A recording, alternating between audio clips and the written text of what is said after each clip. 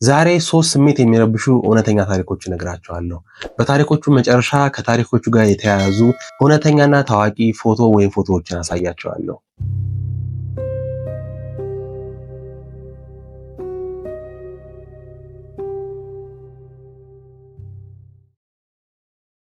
እንደ ኢትዮጵያን አቆጣጠር 2007 ዓ.ም የ22 ዓመቷ ሴለር ጊሊየምስ እና የቅርብ ጓደኛዋ ብረንደን ቬጋ ረዘም ያለ የእግር ጉዞ ለማድረግ ያቅዳሉ። የእግር ጉዞ የማድረግ ልምድ ስለሌላቸው መንገድ እንዳይጠፋቸው ለነሱ የሚሆን ቀለል ያለ ቦታ ሲፈልጉ ሳንታ ባርባራ ካሊፎርኒያ ውስጥ አንድ ቦታ ያገኛሉ። ስለዚህም ወደ ቦታው በመሄድ ከዚህ በፊት ሰው በሄደበት የተረገጠ መንገድ ይዘው ጉዟቸውን ይጀምራሉ። የተወሰነ እንደተጓዙም ምንድነው መንገዱ እንደዚህ አስቸጋሪ ሆነው? ካርታ ላይ ስናየው እንደዚህ አስቸጋሪ አልነበረም ይባባላሉ። ትልልቅ አለቶችንም እየወጡና እየወረዱ ትንሽ ከተጓዙ በኋላ ይህ ቦታ ግን ልምድ ላላቸው ሰዎች ነው የሚሆነው ወይስ መንገድ ስተናል ይላሉ። መንገድ ስተን እንዳይሆን ይሉና በመጡበት እየተመለሱ ትክክለኛ መንገድ ይዘው መሄዳቸውን የሚያረጋግጥላቸውን ምልክት መፈለግ ይጀምራሉ። ነገር ግን አይደለም ምልክት የመጡበትን መንገድ ራሱ ያጡታል። አሁን ያሉበት ቦታም ከዋናው መንገድ ርቀው በካርታ እንኳን የት ጋር እንደሆነ የማያውቁት በጣም አለታማና ድንጋያማ የሆነ ስፍራ ላይ ነው። አሁን ያሉበት ቦታም ልምድ ላላቸው ተጓዦች እንኳን በቀን ብርሃን አስሶ ለመውጣት በጣም ከባድ ነው። በዛ ላይ ቀኑ እየመሸ ነው። እነሱ ደግሞ የእጅ መብራት እንኳን አልያዙም። መንገዳቸውን እየገመቱም ከአንዱ አለት ወደ ሌላው እየዘለሉ እየተጓዙ ሳለ ሴለር ሚዛኗን ትስትና ወድቃ እግሯ ይሰበራል። ብረንደንም ሮጦ ያነሳታል። ሴለር ግን ትንሽ እንኳን መጓዝ አልቻለችም። መሄድ ስላለባቸው ግን ብረንደን ሴለርን ያዝላትና መጓዝ ይቀጥላሉ። ጥቂት እንደተጓዙም አነስተኛ ፏፏቴ ያጋጥማቸውና በማለፍ ላይ ሳሉ ተያይዘው ወርታቸው ወድቃሉ። በዚህ ምክንያት ብረንደን እጁን፣ ሴለር ደግሞ ከእግሯ በተጨማሪ ቁርጭምጭሚቷ ላይ ስብራት ያጋጥማቸዋል። ሴለር በትልቅ ስቃይ ላይ ናት። ብረንደን ደግሞ በመውደቁ ምክንያት ስለተጎዳ ሴለርን ተሸክሟት መሄድ አይችልም። ስለሆነም ብረንደን እርዳታ ለመፈለግ ብቻውን እንዲሄድና ሴለር ደግሞ ብረንደን እስኪመለስ ድረስ በዛ አካባቢ የሚያልፍ ሰው ካለ እየጮኸች የድረሱልኝ ጥሪ እንድታሰማ ይስማማሉ። በቀጣይ ቀንም ብረንደን አልተመለሰም። ሴለር ደግሞ በተደጋጋሚ ራሷን በመሳትና በመንቃት ውስጥ ናት። ቶሎ እርዳታ ካላገኘችም በህይወት እንደማትቆይ ተረድታለች። በማግስቱም ከከሳት አካባቢ ብረንደን አሁንም አልተመለሰም። ያላት ብቸኛ እድልም የሚሆነው ወይ በሆነ ተአምር ሰው አግኝቷት ሊያተርፋት ይችላል ወይ ደግሞ ባለችበት ሞቷ መጠባበቅ ብቻ ነው። ሴለርና ብረንደንም በዚህ ሁኔታ ላይ ያሉ ሌሎች ሶስት ሰዎች ከስራና ከትምህርት ረፍት ለማግኘት መዳረሻቸውን ሳንታ ባርባራ ካሊፎርኒያ በሚገኝ ፏፏቴ አድርገው ይመጣሉ። ሊያዩት የሚፈልጉት ይህ ፏፏቴም ትልቅ የቱሪስት መስህብ ቢሆንም ወደ ቦታው ለመድረስ 45 ደቂቃ የሚወስድ የተራራ ጉዞ ማለፍ ያስፈልጋል። በዛ ላይ መንገዱ ደግሞ ልምድ የሌላቸው ተጓዦች የሚሆን አይደለም። እነሱም መኪናቸውን ካቆሙ በኋላ የእግር ጉዞውን ይጀምራሉ። ወደ ፏፏቴ የሚወስዱን ዋና መንገድ ትተው በተራራው ዙሪያ እየዞሩ አለታማና ንጹህ ውሃ ያቆሩባቸውን ቦታዎች ለማየት ያቅዳሉ። ዋናውንም መንገድ ትተው አለታማ በሆነው መንገድ መጓዛቸውን ይቀጥላሉ። የሆነ ሰዓት ላይም ፎቶ እያነሱ ሳለ አንደኛዋ ተጓዥ በካሜራዋ መነጽር ፎቶ ለማንሳት በመቃኘት ላይ ሳለች የሆነ ጥግ ላይ ቀይ አብለጭላጭ ነገር ትመለከታለች። ካሜራውን አውርዳ በትኩረት ስትመለከት የሴት ቀይ ፀጉር እንደሆነ ታስተውላለች። ያየችውም ሴለርን ነበር። ተጓዦቹም ወርደው ሴለርን ያገኟትና እርዳታ ጠርተው ሴለርን በሄሊኮፕተር አንስተው ይወስዷታል። ሕክምናም አግኝታ ሙሉ ለሙሉ ታገግማለች። ነገር ግን የቅርብ ጓደኛ የሆነው ብረንደን ሴለርን ካገኟት 100 ሜትር ርቀት ላይ ህይወቱ አልፎ ያገኙታል። ይህ ሁሉ ካለፈ በኋላ ፎቶ ስታነሳ የነበረችው ተጓዥ ያነሳቻቸውን ፎቶዎች በምታገላብጥበት ሰዓት ባለማስተዋል ሴለርን ያነሳቻትን ፎቶ ታገኛለች። እነዚህ ተጓዦችም የሴለርን ቀይ ፀጉር አስተውለው ባያድኗት ኖሮ ይህ የምትመለከቱት ምስል ሴለር በህይወት እያለች የተነሳችው የመጨረሻ ፎቶ ይሆን ነበር።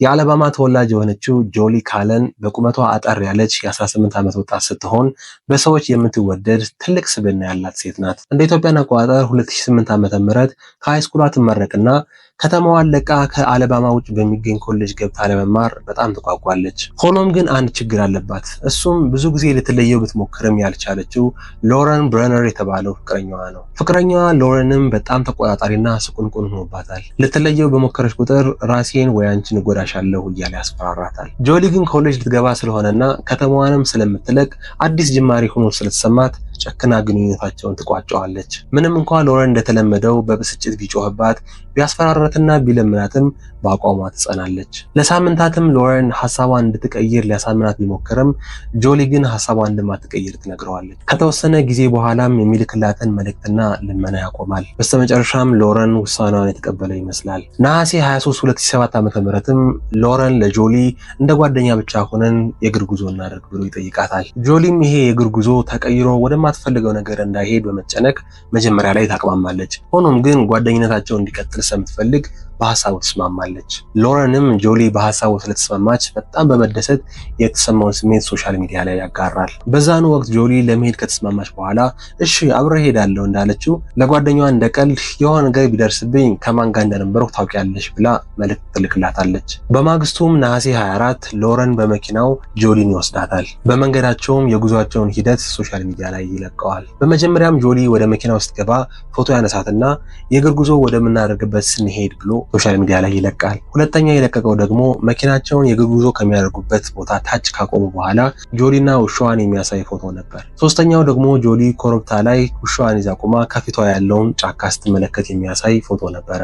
አራተኛና የመጨረሻው የለቀቀው ፎቶ ደግሞ ጆሊ ከገደል ጫፍ ላይ ቆማ በስልኳ ፎቶ ስታነሳ የሚያሳይ ነበር። ከለቀቀው የጆሊ ፎቶ ታችም ጆሊ ፎቶግራፈሯ ብሎ ይጽፍበታል። ልክ ይህን ፎቶ ካነሳት በኋላም 2 ጊዜ ተኩሶ ይመታትና ወደ ገደሉ ገፍትሮ ይጥላታል። ሎረንም 52 ዓመት ተፈርዶበት እስር ቤት ይገባል። እስር ቤት አብሮ ስለታሰረው እስረኛም እንደ ጀብድ የኔ ካልሆነች የማንም ልትሆን አትችልም ብሎ ይነግረዋል። እንደ ኢትዮጵያን አቆጣጠር ጥቅምት 1954 ዓ.ም ባለጸጋው ዶክተር አርተር ዱፕሮት ብሉቤል የተባለ የቅንጦት መርከብ ተኮናትረው እሱና ቤተሰቡ ሆነው ከፍሮንት ላውዴር ፍሎሪዳ ወደ ባሃማስ ለመሄድ ያቅዳሉ። በጉዞውም አርተር ሚስቱና 3 ልጆቹ ከዛም ደግሞ የመርከቡ ካፒቴን እንዲሆንና አብሯቸው እንዲሄድ የጋበዘው ጓደኛው ጁሊያን ሃርቪ ይገኛሉ። ጁሊያን ሃርቪ ባለቤቱን ሜሪዲን ይዟት ይመጣል። በጁሊያን ሃርቪ ካፒቴንነትም ጉዟቸውን ይጀምራሉ። ለ5 ቀን ያክልን በጥሩ ሁኔታ ከተጓዙ በኋላ በ5ኛው ቀን ምሽት ላይ የ11 ዓመቷ የአርተር ልጅ ቴሪ ጆ ከታችኛው የመኝታ ክፍል ተኝታ ባለችበት ሰዓት ከላይኛው የመርከቡ ክፍል የግርግርና የጩኸት ድምጽ ሰምታ ትነቃለች። መጀመሪያ ላይ ስለፈራች ምንም አላደረገችም። ቆይታ ግን ራሷን ታደፋፍርና በደረጃ ወደ ላይ ወጣ ቀስ ብላ ስትመለከት ሙሉ ቤተሰቦቿ ወድቀው ታያቸዋለች።